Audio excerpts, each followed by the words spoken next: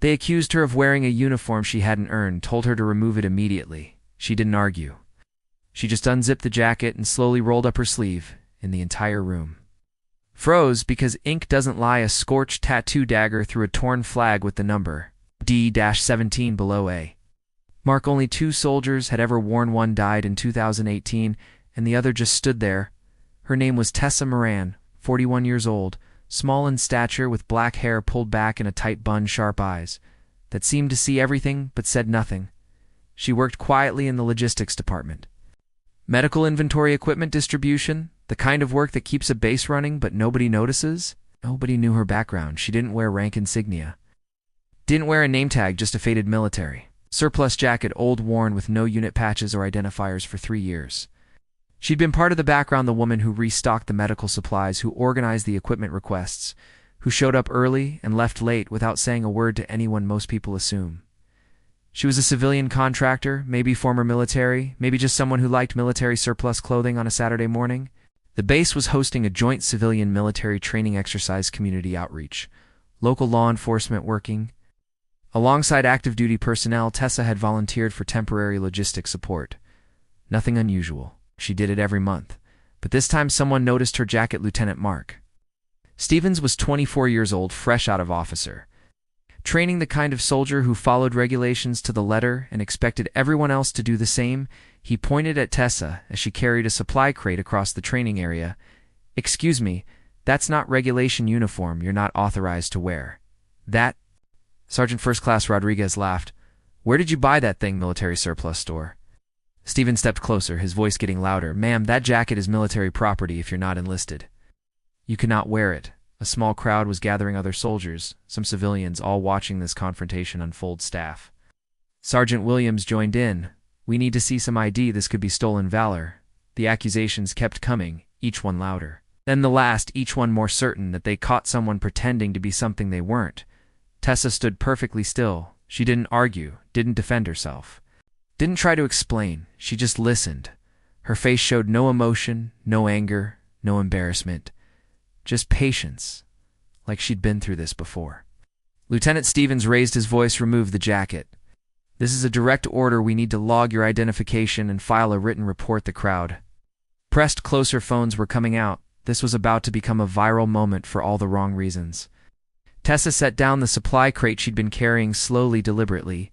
She reached for the zipper of her jacket. CTA Act 1, comment, "Silence isn't guilt, sometimes it's respect." "Master Sergeant Jackson, the logistics coordinator pushed through the crowd. "What's the problem here?" Stevens turned to him. "Sir, this civilian is wearing unauthorized military clothing. We're conducting an investigation."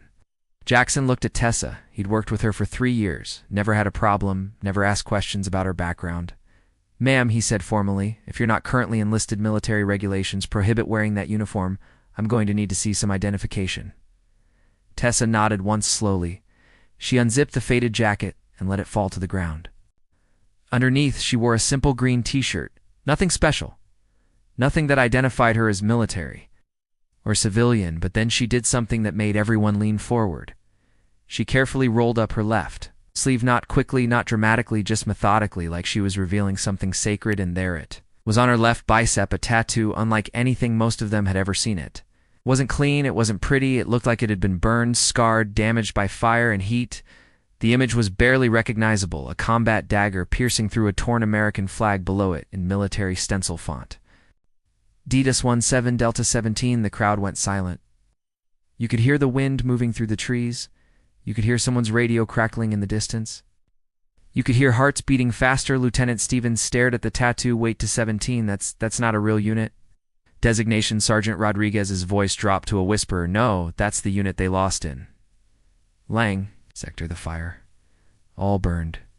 Classified operation." Master Sergeant Jackson felt his stomach drop. He'd heard stories, whispers in the NCO club after too many beers about a logistics unit that had been overrun, about soldiers who died defending a supply depot that officially never existed. An older voice cut through the silence. Colonel Patricia Hayes stepped out from the observation area. 28 years of service, she'd been watching the confrontation from a distance. "That ink," she said slowly, her eyes fixed on Tessa's arm. "There were only 2 people authorized to wear that." Mark the crowd Pressed closer, the unit commander and the unit medic Hayes continued. The commander died in the Lang Sector incident. 2018 posthumous Bronze Star. She looked directly at Tessa. That means your Tessa met her gaze. Her voice was quiet but clear. Staff. Sergeant Tessa Murrin. Delta 17 medical support presumed killed in action March 15, 2018. The words hit the crowd like a physical blow. Stephen stammered. But the report said everyone died, the entire unit was lost. Tessa's voice remained steady. I didn't disappear. I stayed quiet because no one wanted to remember. What we had to do out there? She looked around at the faces, staring at her young faces, faces that had never seen. Real combat faces that had never had to make the choices she'd made. That tattoo, she continued, was given to us before our final mission, a mark of commitment to the unit, to each other, to the mission. Her voice got quieter. 7 of us went in. Only I came out. The silence stretched on. Nobody knew what to say. Nobody knew how to respond to a ghost who just revealed herself. Colonel Hayes stepped forward. Sergeant Morin, why didn't you report in? Why didn't you reclaim your service record? Oh. Tessa looked down at her tattoo, at the scorched ink that had survived fire and pain and years of silence. Because those who didn't make it, they wore the same mark. I didn't need a parade to remember them. I just needed to keep serving CTA. Act to comment. The fire didn't erase her. It etched her. Colonel Hayes called for the crowd to disperse. But word was already spreading through the base. Social media posts were going up. Messages were being sent by evening. Everyone knew the name. Tessa Moore, and slowly the real story of Delta 17 began to emerge. It had been a classified logistics operation in the Lang Sector. A forward supply depot supporting special operations teams operating in hostile territory. 7 soldiers isolated, cut off from regular communication, responsible for maintaining weapons, ammunition, medical supplies, and communication equipment for units that didn't officially exist. The attack came at dawn on March 15, 2018. Intelligence failure. Security breach. Someone had given up their location. 47 enemy fighters. Rockets, mortars, small arms fire from 3 directions. The depot was designed to be abandoned quickly if overrun. Standard protocol was to destroy sensitive materials and evacuate. But there were wounded soldiers inside, men and women who'd been brought in during the night. Soldiers who couldn't be moved. Tessa was the unit medic. Staff Sergeant Marin, 29 years old, 5 years of service. She made a choice while the rest of her team prepared the evacuation. She stayed with the wounded, kept them alive, kept them stable. The enemy overran the perimeter. Tessa's commanding officer, Captain David Kim, was killed defending the main building. 6 soldiers died in the first 15 minutes. Tessa was alone with 7 wounded soldiers. He couldn't walk, who couldn't fight, who would die if she left them for 3 hours. She held the medical facility using whatever weapons she could find, moving from window to window, keeping the enemy at bay when she ran out of ammunition. She made another choice. The fuel depot was adjacent to the medical facility. Thousands of gallons of aviation fuel, enough to level the entire compound. Tessa rigged an improvised explosive device, set a timer. Loaded the wounded soldiers into the one remaining vehicle. She had 2 minutes to get them to the extraction point. The explosion was visible. From 15 miles away, official reports stated that all personnel were killed in the blast. The enemy was routed. The mission was classified, but Tessa had survived severe burns on her left arm and back. Temporary hearing loss, smoke inhalation that damaged her vocal cords for months. She was evacuated to a field hospital under an assumed name. The medical staff thought she was a local contractor who'd been caught in the blast by the time her identity was sorted out. The Delta 17 incident had been sealed, classified, filed away in archives. That most people would never access. Her commanding officers offered her options: full disability, retirement, medical discharge with honors. A new assignment with her record cleared. She chose none of them. I want to stay, she told the review board. But not as Staff Sergeant Morin. That person died with her unit. They offered her a logistics position. No rank, no official record. It's just a job that would let her serve without recognition. She took it for 7 years. She'd work quietly, processing supply requests, managing inventory, keeping the machine running. Nobody asked about her background. Nobody questioned her authority. She was just there until a Saturday morning, when some young soldiers decided to make an issue of her jacket. Lieutenant Stevens found her that evening in the logistics warehouse, still working. Sergeant, ma'am, I owe you an apology. Tessa looked up from her inventory sheet. No, you don't. You were doing your job, but I accused you of wearing a uniform you thought I hadn't earned. She set down her clipboard. You were right to question it. That's what good soldiers do. Stevens struggled with his words. But you saved those soldiers. You're a hero. Tessa's voice was firm. No. I'm a survivor. There's a difference, she pointed to. Her tattoo heroes don't come home alone the next morning. There was a small placard on Tessa's desk. Delta doesn't forget, and now neither do we. The logistics section was quietly renamed. No ceremony, no announcement, just a small sign by the door, more in unit, in honor of those who serve in silence. CTA Act 3 comment, she didn't ask for credit, just to be left in peace. In the weeks that followed, everything changed and nothing changed. Tessa continued her work in logistics. Same hours, same tasks. Same quiet efficiency.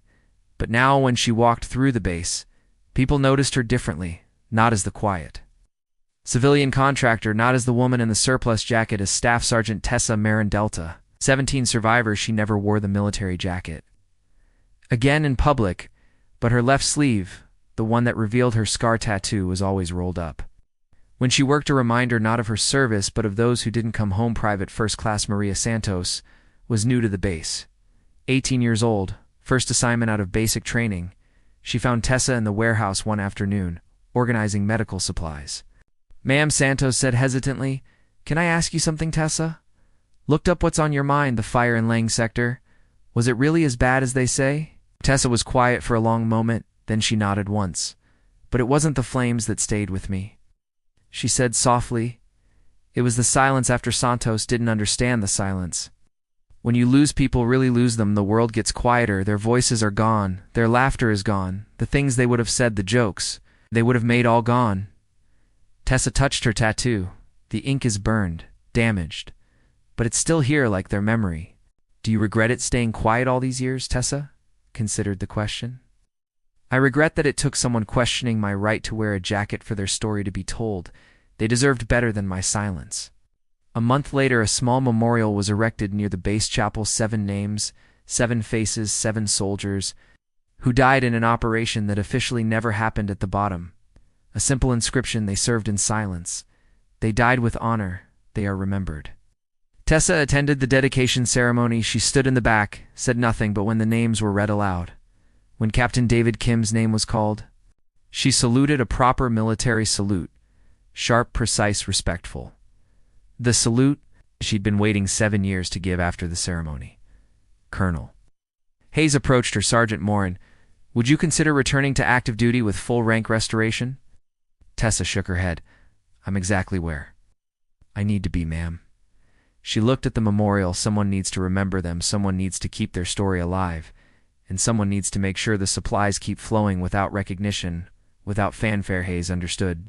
Just like Delta 17, just like Delta 17 CTA, Act for comment, she didn't need to wear a rank. She wore memories. Some people serve without applause. Some burn and choose not to be seen again. But sometimes the scars they carry speak louder than any uniform or rank. Tessa Murray didn't need medals. She didn't need parades. She didn't need her name on a plaque or her story in a history book. She just needed her silence to mean something. And when the time came, when her right to serve was questioned, she didn't argue. She didn't shout. She didn't demand recognition. She just rolled up her sleeve. Because some truths don't need words. Some stories don't need telling. Some heroes don't need recognition. They just need to be left alone to do what heroes do. Serve, protect, remember the young soldiers who questioned her that day. Learn something more valuable than military regulations. They learned that heroism doesn't always wear the right uniform, that service doesn't always come with the right paperwork, that sometimes the most important people are the ones you never notice until you need them.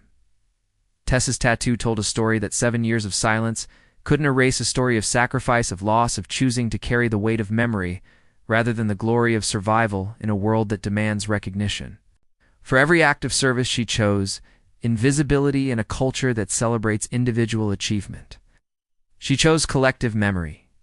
She wore her scar not as badges of honor, but as promises, kept promises to soldiers who would never come home, promises that their sacrifice would never be forgotten, even if their story was never told. Final CTA comment: the tattoo said everything. If this story stayed with you,